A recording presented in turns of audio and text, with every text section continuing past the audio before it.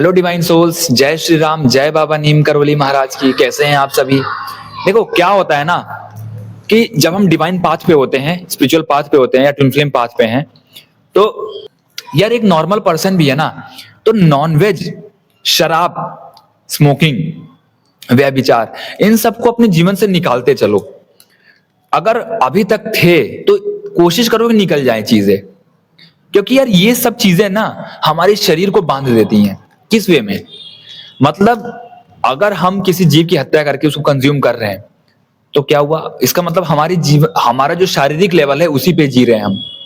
हमें उसकी गहरी समझ नहीं हो पा रही है कि उसको क्यों नहीं खाना चाहिए या उस चीज को क्यों कंज्यूम नहीं करना चाहिए। जब भी हम ऐसी चीज सोच के खाते हैं कि प्रोटीन मिल जाएगा या अपने जीभ के स्वाद के लिए खाते हैं, तब तो वो बेकार है खाना। इसके अलावा कोई और वजह ही नहीं है खाने की। तो इसका मतलब क्या है कि उसको कंज्यूम करने की कोई खास वजह नहीं है हमारे पास। हम कुछ भी एग्जाम्पल दे देते हैं कि प्रोटीन है या शराब है, 2 मिनट के लिए हमें हमारा मन शांत कर देगा, 2 घंटे के लिए मन शांत कर देगा, बट उसके बाद क्या? कोई गहरी वजह बताइए आप कि सबसे गहरी वजह क्या है इसको कंज्यूम करने की। जीभ के स्वाद के लिए, मतलब जो हम लोग शारीरिक लेवल पे जी रहे हैं ना, जो सरफेस लेवल पे जी रहे हैं, उसमें ये सब चीजें हमें बहुत नॉर्मल लगती हैं। और मोस्ट ऑफ द लोग शारीरिक लेवल पे जी रहे हैं। ऐसा नहीं है अगर हम नहीं खाते, कोई या पर्सन नहीं खा रहा है, नहीं कंज्यूम कर रहा है, तो वो शारीरिक लेवल पे नहीं जी रहा है।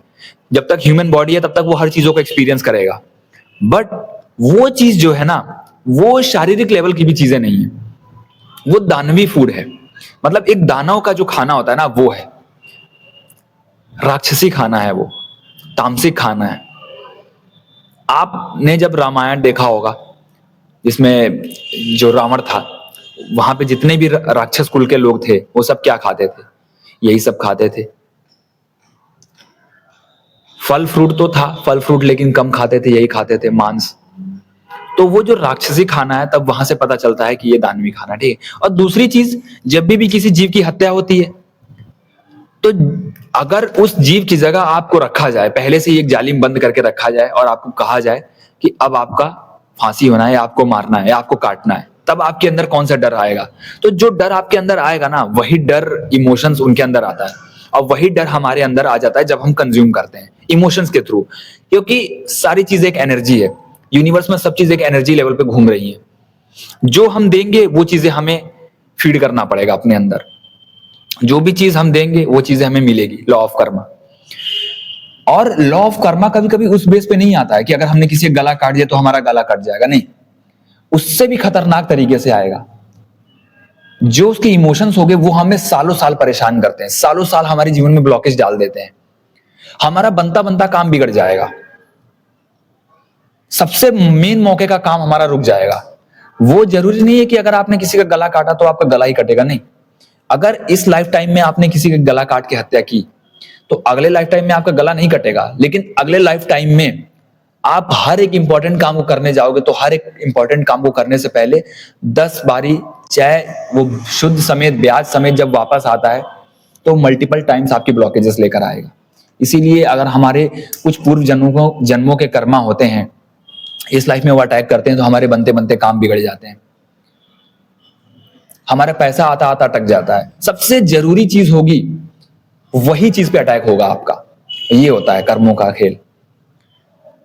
बट हम इम्पेशेंट होते हैं, हमें लगता है कि अगर हम ऐसे ही हम अपने जीवन में इम्पेशेंट होते हैं कि हमारे साथ कोई बुरा करके चला गया कि उसके साथ भी वैसा ही हो। अब उसके साथ वैसा नहीं होता है तो हम और ज्यादा सोचते हैं कि यार उसको इस वे में एहसास क्यों नहीं हो रहा है, क्योंकि अभी जो आपके साथ हो रहा है वो आपके कर्मों का फल है।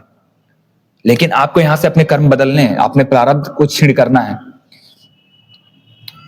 तो जो नॉन वेज, शराब, स्मोकिंग या व्यभिचार, ये सब चीजें क्या करती हैं? हम शारीरिक लेवल को फुलफिल करने के लिए जाते हैं, एक्स्ट्रा मैरिटल अफेयर में पड़ जाते हैं, अब वो हमें एक ट्रैप में फंसाते चले जाता है।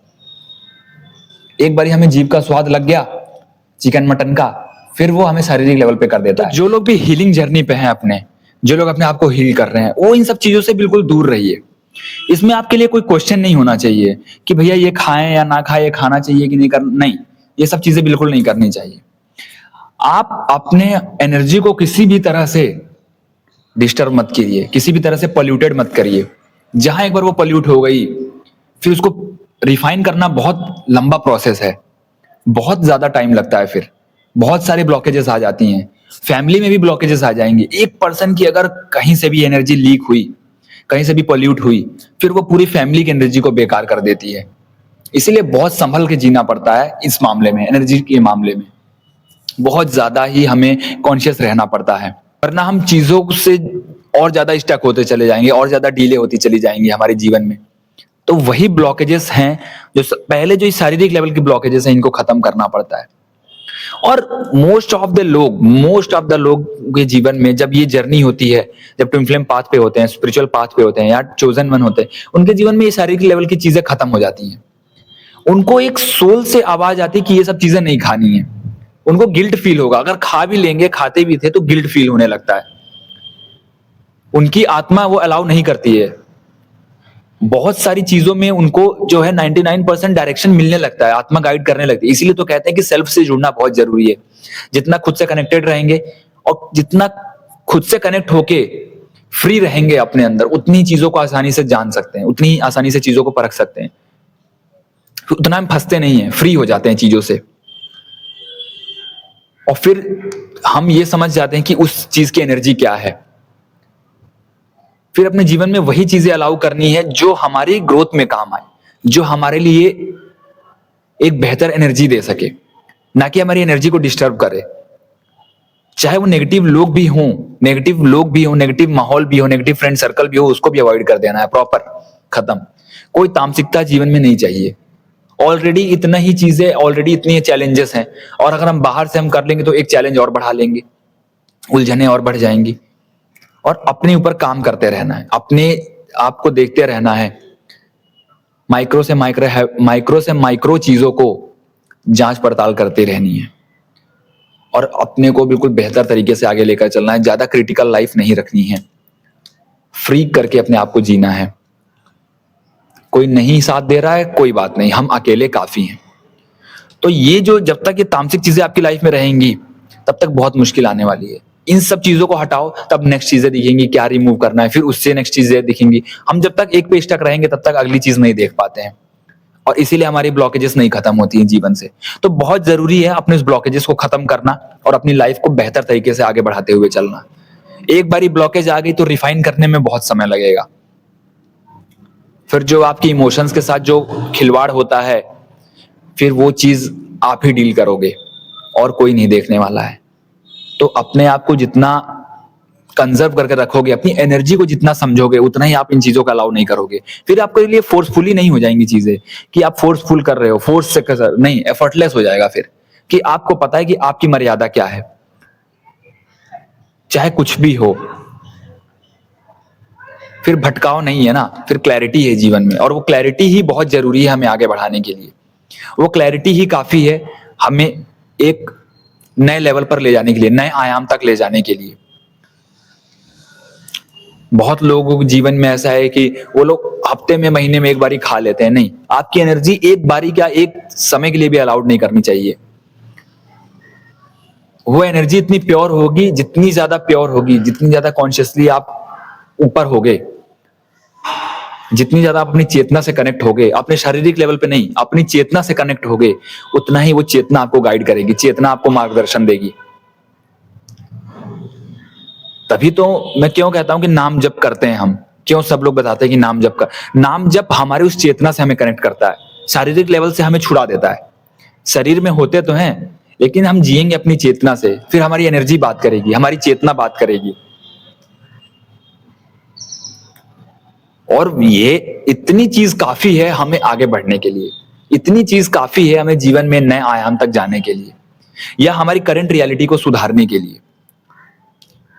जो भी 10 मिनट अपने दिन का, 10 मिनट नाम जप, 10 मिनट मेडिटेशन और 10 मिनट मंत्रा चैंटिंग पे ध्यान दीजिए, ऑटोमेटिक ये चीजें हटने लगेंगी।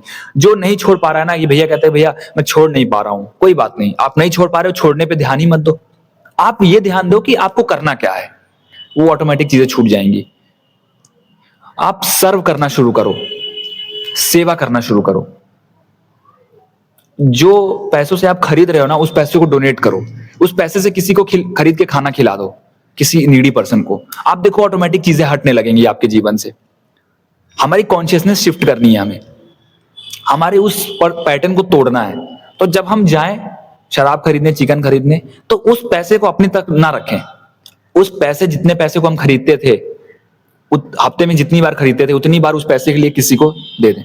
हमारे पास वैसे भी कम नहीं होने वाला है, बट अगर हम उस चीज से डोनेट कर दें, उस चीज से सर्व कर दें, पेड़ लगा दें, कहीं पे मंदिर है, कहीं मंदिर में जाके कुछ करवा दें।